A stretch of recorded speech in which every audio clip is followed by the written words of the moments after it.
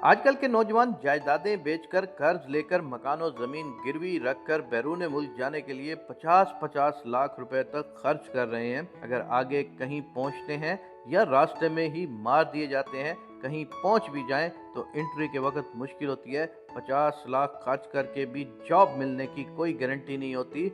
वीज़े के इंतज़ार में साल 2 साल वैसे इंतज़ार में बैठे रहते हैं। अगर हमारे नौजवान इस वीडियो को समझ लें, 50 लाख रुपए बैंक में रखें, सियालकोट चले जाएं, वहाँ की गलियों में घूमें, लोगों से मिलें, कोई ना कोई काम सीखने की कोशिश करें। काम कौन सा करना है, कैसे करना है, कारीगर कैसे बनते हैं, आर्डर कैसे पकड़ते हैं, माल कैसे तैयार करते हैं, एक साल में ये सब कुछ सीखने की कोशिश करें।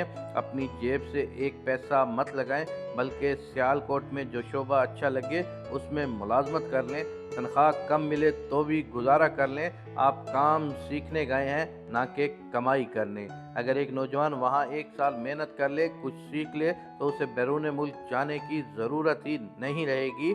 सियालकोट है तो पाकिस्तान का छोटा सा शहर, लेकिन जब तक पूरा पाकिस्तान इस छोटे से शहर की तरह नहीं बन जाता, उस वक्त तक पाकिस्तान के मुआशी मसाइल हल नहीं हो सकते। जी हाँ, सियालकोट है तो छोटा सा सनती शहर, लेकिन इसकी सबसे बड़ी खासियत यह है कि यहाँ तकरीबन हर गली में कारखाना है और तकरीबन हर कारखाना कोई ना कोई ऐसी चीज़ ज़रूर बनाता है जो एक्सपोर्ट होती है। यहाँ के बच्चे जवान होते हैं तो अक्सरियत का शौक़ ये होता है कि कैसे एक्सपोर्ट का आर्डर पकड़ूं और इस मियार की चीज़ बनाकर डॉलर्स में पैसे कमाऊं। पिछले दिनों दुकान पर 4 लड़के आए जिनकी उम्रें 20-22 साल थी।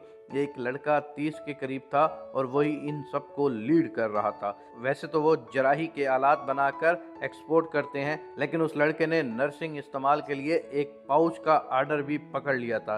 इस पाउच में जराही की छोटी छोटी अशिया जैसा कि कैंची वगैरह रखी जा सकती है, और आसानी के लिए इसमें मैग्नेट्स इस्तेमाल किए गए थे ताकि जल्दी से खोलने बंद करने में आसानी हो। और कमाल ये है कि वो पाउच पहले पाकिस्तान में नहीं बनता था। लड़के को डिमांड आई तो उसने चाइना से वो पाउच मंगवाया। अपने सिलाई वगैरह के वेंडर से पूछा कि वो ये चीज़ तैयार कर लेगा। वेंडर के इकरार के बाद वही सैंपल भेज दिया और फिर उसे 1500 अदद का आर्डर मिल भी गया।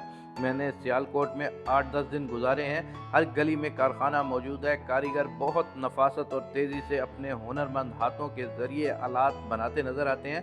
कहीं जराई के आलात के लिए रॉ मटेरियल तैयार हो रहा है तो कहीं उनकी रगड़ाई हो रही है। कोई कारीगर उनको पॉलिश कर रहा है तो किसी कारखाने में केमिकल्स के ज़रिए उनकी सफाई करके खूबसूरत बनाया जा रहा है। हर शोबे के अलग अलग कारखाने हैं। कहीं पर चमड़े के दस्ताने बन रहे हैं तो कोई क्रिकेट के लिए हेलमेट बना रहा है। जहां फुटबॉल बड़ी बड़ी फैक्ट्रियों में बनते हैं, वहीं पर ये स्मॉल इंडस्ट्री वाले भी मुख्तलिफ वैराइटीज़ बनाकर एक्सपोर्ट में अपना हिस्सा डाल रहे हैं। लोकल इस्तेमाल के लिए भी क्रिकेट बैट और गेंद भी यहीं बनते हैं। लेकिन एक बात जो सबसे ज़्यादा अहम है, एक्सपोर्ट वाली चीज़ों के लिए ये लोग क्वालिटी पर कंप्रोमाइज़ नहीं करते। जो लड़के मेरे पास मैग्नेट ख़रीदने आए थे, उनका मुतालबा भी यही था कि हल्की क्वालिटी के मैग्नेट नहीं ख़रीदने। पूरे सियालकोट में एक्सपोर्ट करने वालों को इस बात का इदराक है कि हमने जहां अपनी चीज़ बेचनी है वहां क्वालिटी को तरजीह दी जाती है, और हल्की क्वालिटी वाला दूसरी दफ़ा आर्डर नहीं ले सकता। हमारे लाहौर में जब किसी कारीगर से काम ख़राब हो जाएगा या किसी ने भी ज़्यादा मुनाफे के लिए हल्की चीज़ बेचनी हो तो वो यही जुमला कहते हैं, अपना ते चलदा ही है भाईजान।